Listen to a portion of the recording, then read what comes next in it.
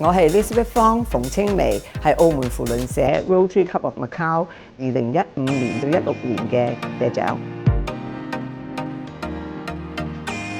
03年咧係澳門扶輪社邀請咗我去做 speaker。咁去咗做 speaker 陣時咧，我發覺就哇好開心，一個大家庭有唔同嘅國籍。我覺得呢個好特別嘅行善嘅機構咧，我覺得係一個地方去幫助咗我去做一個善事嘅。之後咧去咗幾次開社會嗰陣時咧，我就去做咗呢一個社友啦。咁當時係我哋嘅前社長崔世雄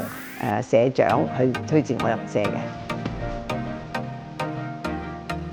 我覺得係學識咗呢個4大考驗。我發覺我哋做嘢好、做善事好、做服務好咧，4大考驗係一個最前提，提醒我哋做任何事情咧都係要公平啦、要平等啦，同埋咧就係要對自己、對各人、我哋身邊嘅人好，識得唔識人咧係一個持平嘅方法，去點去對待佢哋，做咗一個好人嘅好故事。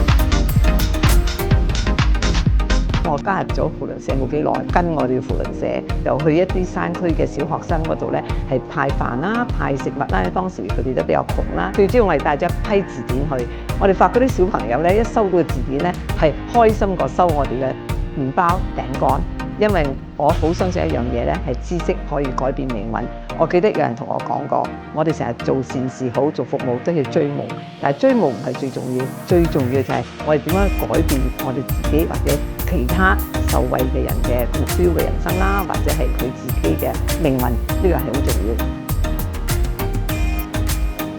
咁我覺得就係因為咧，扶輪社有佢國際嘅視野，有國際嘅關係，可以令到我哋向國外去善識好多朋友一齊做服務，亦都扶輪社一個好貼地嘅服務嘅機構。咁所以我覺得呢樣嘢對我嚟講係一個好大嘅意義。我就希望繼續留喺扶輪，可以繼續服務，同埋繼續最重要係識到啲朋友，可以大家聯誼嘅。我哋大家都係員工，我哋點樣可以構成我哋大家一齊用團結嘅精神嚟行善？我諗呢樣嘢係改變我自己，令到我哋每一件事都可以達到我哋想希望嘅結果嘅。